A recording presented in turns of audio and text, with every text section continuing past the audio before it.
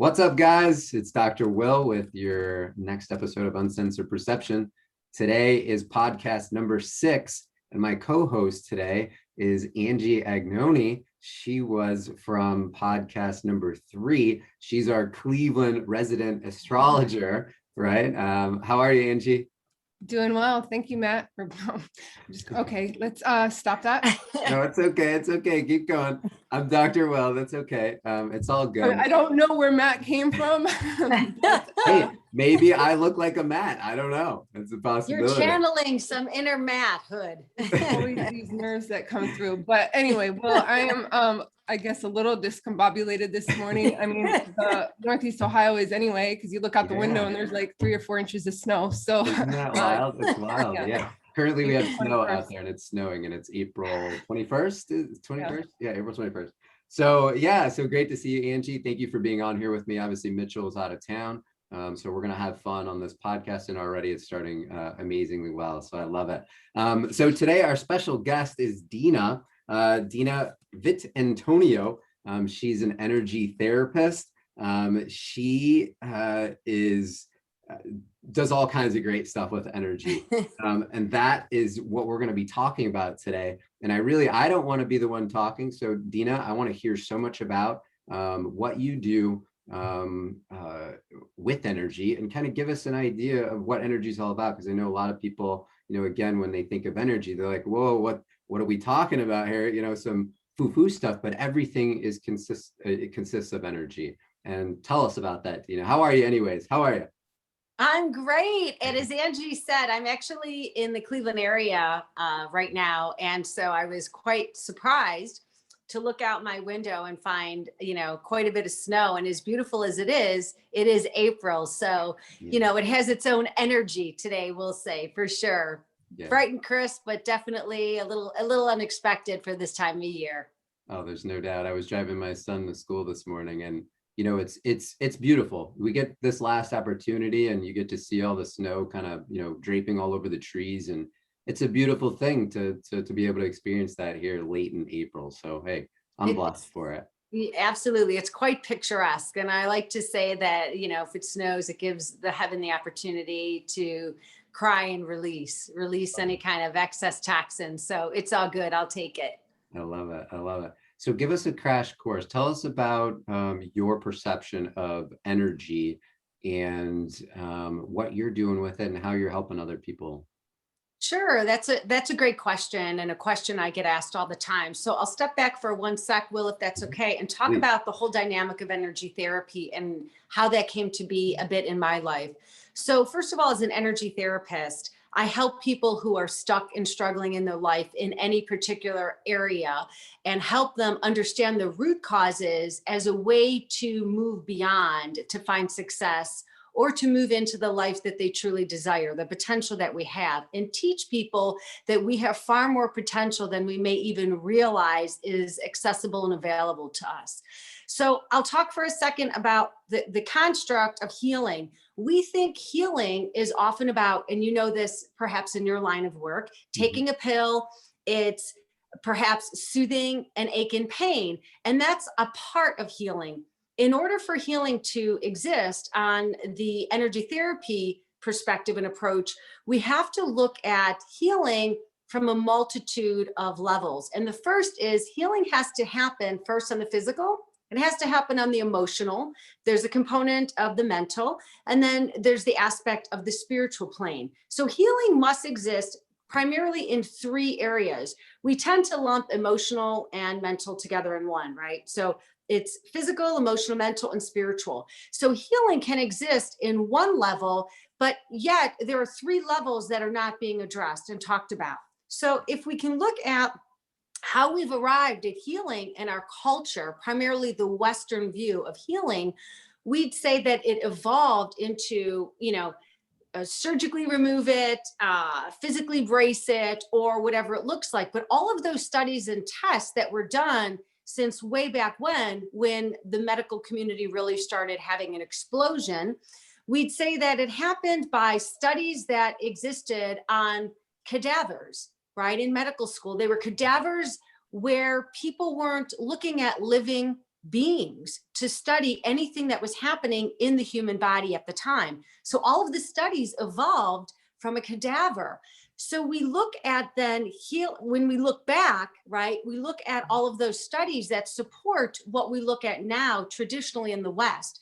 So there's an area that we consider healing must exist when you're looking at the energy before things get to an excessive place, right? So how do you find healing before you get to a place where the body ceases to exist and life force no longer exists within the body?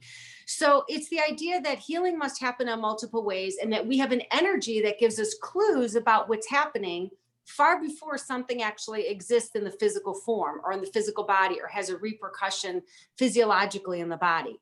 So for example, if something's not right or happening in someone's life, we look at what are the root causes, what are the beginning stages from an esoteric standpoint that really created that belief in that thinking. So at that period of time, when that idea or belief was reinforced, we tend to live and hold those beliefs and ideas, and we tend to live from that space in our mind. And as a result of that, we know from epidemiology and a lot of things that we hear now being talked about in the science and medical world, if we read any of the literature and information, we understand that there's a relationship between our environment, but there's a relationship between our spiritual beliefs and identities. And so we evolve in that way, and that affects us in many ways. So getting to answer your question on energy, energy is a dynamism. It's a force. It is a ray and a vibration that exists from the body that is happening within our construct of our belief and our belief system. And so we emanate these ideas and the beliefs from outside of us that then becomes what happens and what is magnetized and drawn to us. So it is a dynamism, it is an energy, it is a ray. And energy, as you mentioned, is everywhere. Energy is everything. We talk about energy in a grossness being a density versus energy being a lightness, more of a feeling, a sensation. So energy has an application in many different ways and in many different systems if you really understand that the beginning and origin of all things are energy. To put it to really simple terms, I would give the example of saying, how many times have we gone to a party or we've gone to an event and we've met someone and we've looked around and we've thought to ourselves, wow, that person, something's really interesting about them. I don't know what it is, but I know that I have to talk to them. I know that I have to know them. And we wind up being introduced to them, or we might wind up meeting them and we feel all warm and fuzzy, as if we've known them our entire lives, as if there's a familiarity with someone. Well, that's energy. In the same way that we can get a feeling like, whoa, that doesn't vibe. I'm not feeling that person. I don't know what it is. I don't know if they remind me of someone, but something doesn't feel right. Trust our instinct and our intuition. That is the commingling of energy that's giving us clues at every moment. So energy can be part of our life in every day if we understand the subtle nuances when it's tapping on our door, giving us a clue, or when we understand our body sensation that's saying to us, hey, there's something you need to pay attention to. Or we look at and allow ourselves to experience our intuition. If you were in the business sector, we give so much credence to the idea of gut instinct. But the minute someone talks about intuition, we cower down and we think, oh, that's too woo-woo, I need to step away. The only difference is language that sets that apart. It happens in the same part of the body. It happens in the solar plexus, connecting with the awareness of what we'd call the third eye, or our center of perception and intuition. Eastern Indian would call it the inner guru, the seat of self-knowing. It is when the two connect that the body, the physiology, and the spiritual realm all connects at one. So energy is all of those things, and energy is all of that and more. Yeah, I love it. I love the introduction, and I love how you talked about how the intuition, right? If you feel something, your intuition. Tell me, so I want to kind of break it up for people, right? So intuition is one thing, and then let's talk about fear. right? So you have intuition. Oh, hey, I probably shouldn't go this direction. But are we replacing intuition with fear in a lot of cases? Can you elaborate on that? That's a really great question, actually. And it's one that I haven't been asked quite in that way. I really think it's something important for people to consider. So I'll tell you that when we look at intuition, intuition comes to us in a variety of ways depending on what our level of sensitivity is, right? They call it clairs in some cases. Some say there's 4 or 5, many say there's 8, and even in upwards of 10. But just say that we tend to get a feeling in our gut. We get a feeling before we walk into a room, and that feeling tells us, I don't know why, but I'm getting a real eerie feeling. I'm getting the idea that something isn't resonating.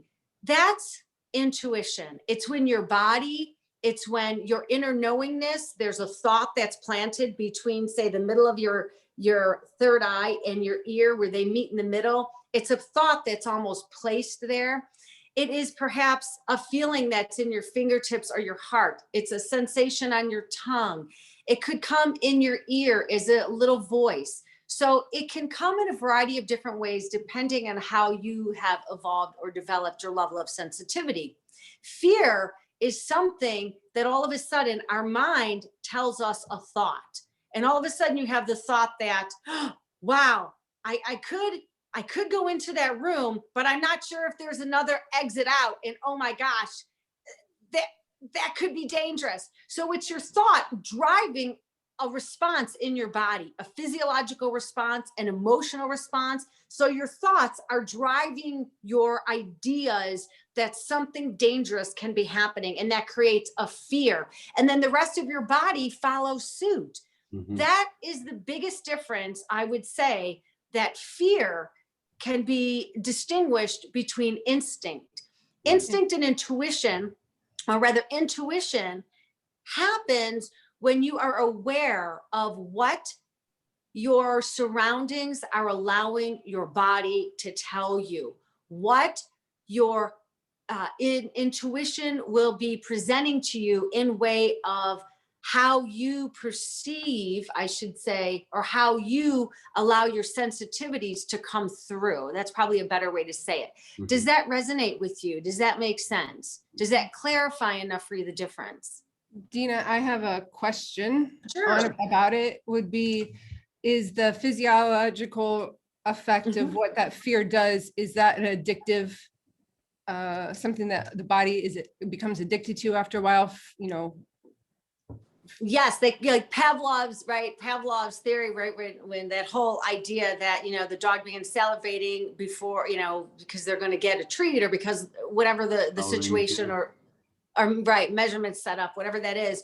So it can happen. And so when I work with people, one of my signature offerings, I suppose, is called energy mapping. And that's the very thing we look at. We look at patterns, 1 to 2 patterns. Say, for example, in a session, we get to the root cause, and the root cause tells us that our belief system, and that's a very good question, Angie. I'm so glad you asked that, because what happens is when we allow ourselves to move in that direction that becomes familiar, our body starts triggering all these responses that happen because we've practiced those responses. So before you know it, we're off to the races because we've had that thought. That thought then moves into a physiological situation happening in the body, and then it triggers so many responses from that. So in energy mapping, and you can do this yourself if you pay attention to the messages that your body's getting, you can actually recognize those responses, step back and say, whoa, wait a minute, this is a habit that I'm in. But it takes us to really, really be brutally and lovingly, first and foremost, lovingly honest with ourselves and say, wow, this is how I typically respond. Why do I respond to this?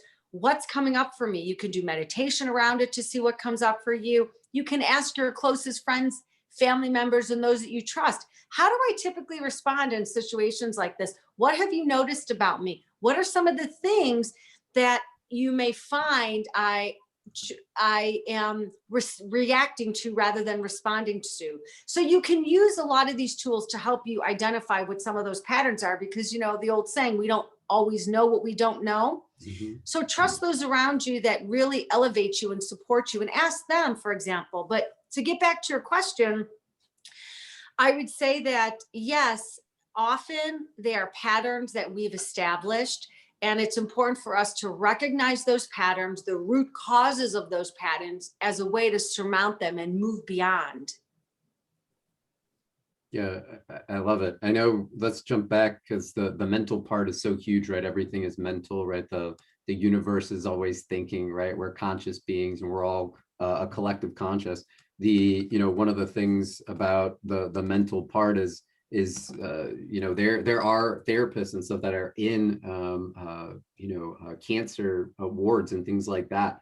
And the reason is because even the Western medicine, they understand that the mental portion is 90+% of disease manifestation. So the thoughts that we have up here, this radiating energy, okay, doesn't just live within these confines, right? We expand out that energy. Even our thoughts expand out that energy that permeates this ether or the environment around us, and can obviously create those issues within the body. And then also with the whole fear aspect of believing in false scenarios, right? We do that. I think we all do that every day, right? It's snowing outside. Oh, I hope I don't this, and I hope this doesn't happen, and I hope that doesn't happen, instead of just understanding to live in the moment and kind of move and ease through your day without that sense of fear rolling through. I love that you're saying, to ease through your day. I love that you're saying, like, we can have this fear and then it sets our day off into one direction, right? And if we spend at least 5 minutes in the morning telling ourselves that our day is going to look and be like this, it's amazing what we send out, because what we send out is exactly what's coming back to us. And it's the same thing about meeting that person at a party that you vibe with, that winds up being a lifelong friend, because your energy that you're putting out, right, mentally and in your heart space that you're putting out, is actually what is being reached and coming back to you, to be boomeranged back to you. So we have abilities to emanate all of these energies. Our strongest energy that we emanate is our mental focus, our mental energy. Martial artists know this all too well. They use the flux of their energy, which is cultivated by a very strong physical body, but it's really cultivated from a strong mental awareness. When we have the ability to shift our mindset around a situation, we can create. And this is the power of belief. If without a shadow of a doubt, we are certain that our day is going to look like this, the universe has no choice but to bring those energies to you, because likes as a magnet will attract. So we want to always focus on creating our day and creating, like you were saying, you can look outside and say, oh, it's going to be so awful. It's going to be terrible to get to work. It's going to be terrible to go to the store. It's going to be an awful day today. Look at how slushy it is. Or you can look and say, what an amazing day to clean the air. What an amazing day to look outside and have a new picture of the beauty that's present outside. Maybe the trees and maybe the plants, and even in this moment, are getting more water than they need. We don't know what the universe always has in store. But if we have trust and faith and believe that there's something more and there's an opportunity, that's the key. That's the gap, is in seeing that space as an opportunity to move through that wormhole to a whole new different reality and perspective and view of the world. It's amazing what happens in your day. It's amazing what is drawn to you if you allow that to come into your life and to be received. Yeah, I agree 100%. It's almost choosing your reality, just like you're saying, choosing your reality. And when you consciously make that effort to choose your reality, it's like you quantum leap, right? Just like you're saying, you leave out and you end up in this different realm where, your day is great. It's sunny out, even though it's not sunny. In my mind, I looked outside when I woke up and I was actually excited. And I'm a warm weather guy.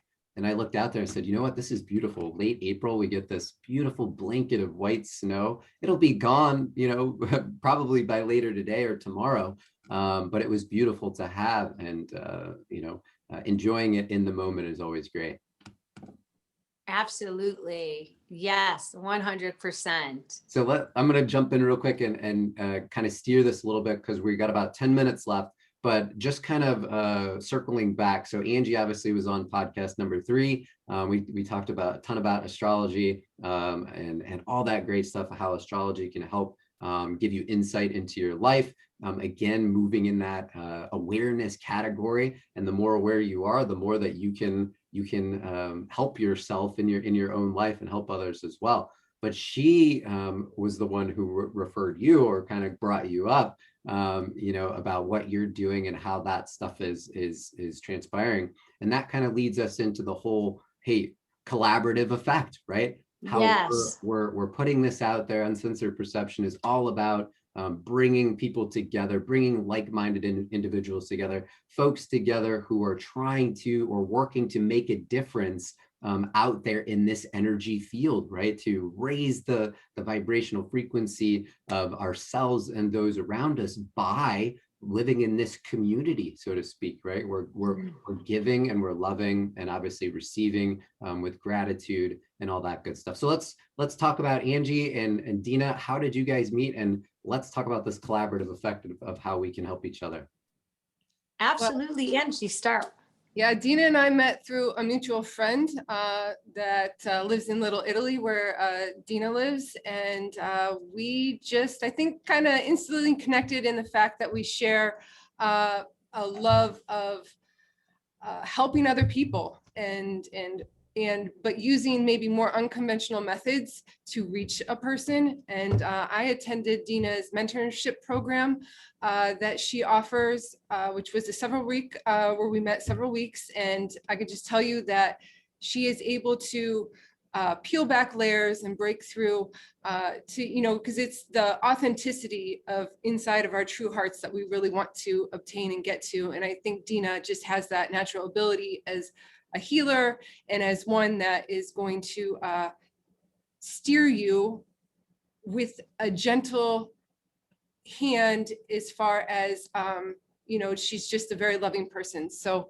that's what I can say about Dina and how we know each other.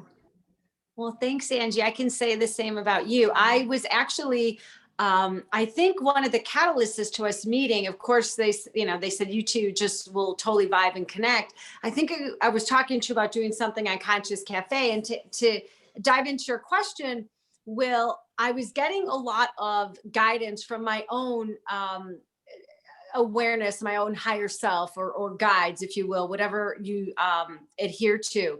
And I was getting messages about 4 years ago that the next wave of healing on the planet is going to happen by way of collaboration and collecting in groups. And I kept getting this message and seeing these numbers that were like exponential numbers of growth. And it was telling me that I needed to focus on working in groups. Fast forward, I put together something called Conscious Cafe, and I was reaching out to Angie. So I live between Cleveland, New York, and a few other places actually. And currently I'm in Cleveland. And at the time I was coming back to Cleveland to do something, and I was going to be doing a Conscious Cafe event. And Angie was one of the people that they were like, you have to talk to Angie. She's amazing. She is like the go-to girl of astrology. Like, this is who you need to speak with. And so I was meeting her to have her be one of my guests on the Conscious Cafe. So we just vibed, and we had done some things together. And then Angie, yes, took the course, the mentorship program course, and we had worked together. Angie did astrology for me. She was a referral. And I think it just sort of mushroomed from there. And jumping forward, we're looking at, doing more collaborative events, doing more Conscious Cafe events and other things to be able to reach a wider audience and be able to sort of pepper interest. So those that have interest in one area and those that have interest in another area, it's a place for them to meet. But the commonality is the idea of raising the collective awareness and consciousness. So we allow people just to come together as a way to heal the sort of field, if you will, of awareness to help really expand that bandwidth to reach more people, to be able to create a ripple effect, I'd like to say, right? Is that probably a good way to say it, Angie, from what we've chatted about? Yeah, I think it's perfect, especially that the three of us are all Aquarians. That is a humanitarian sign, and that pushes the energy forward in a ripple effect. I would use that. I love it. Yeah, I love it. And what we want folks to understand is that there is abundance all around us, right? So when we talk, sometimes when people hear collaboration or working with others, they're like, whoa, whoa, whoa, I don't want someone to take a piece of my pie, right? Or something like that. But what we have to understand, and what took me a long time to understand in my life, I was always the singular guy. I'm going to do it on my own. I can do it. I can do it. It's just me, me, me, me.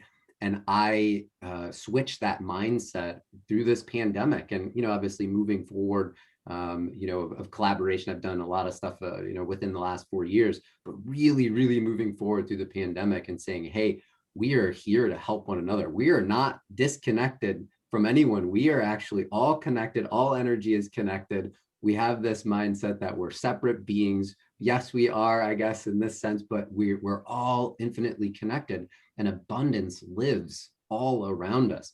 So the whole collaborative effect is to actually magnify that abundance. So by working together, you actually bring more abundance into your life, and that's pretty cool. Yes, absolutely. And I think that that's what I was seeing in a numerological formula when I was getting a lot of these messages. They were showing me, I was doing small group gatherings in my apartment in New York, and I ran out of space. I had 26 people that came, and I had people sitting in my hallway, and I'm like, I don't know how this is going to go over so well in my building. It can't really get through. I need to find another venue. And what happened was that I think people were just connecting with the idea that they were coming together with a like mind. They didn't exactly know why. They knew that the subject matter, the theme was maybe something of interest, but they felt like they had to come. And that's what I was hearing. And so I think that's really what we're looking at. And that's what I was seeing was that, 2 to the exponential power of 2 makes more than 4. So I think if we can take your awareness and your energy, and we take Angie's awareness and her energy, and my awareness and the audience's awareness, the ability to move energy and create an impact, not an influence. Influence is lovely. You can put and plant a seed. Impact is where there's a significant movement and change, and it's actually moving the dial forward. And that's what I believe is happening by coming together and collaborating collectively, is we're having the exponential power of growth. If you bring everything in all your years of experience to the table, and Angie and myself and all of the viewers and audiences, or all of those that share this particular podcast, and they share, what happens is the ripple effect, as we know, can be exponential growth and power, because we're bringing that awareness to this idea, to this theme, and we're shifting the consciousness of all those people who are maybe struggling with the same things that we're struggling with, or the fears that they have. And if we're giving them an inkling of something that's changing their mindset, the vibration from their mental ability is actually creating a strong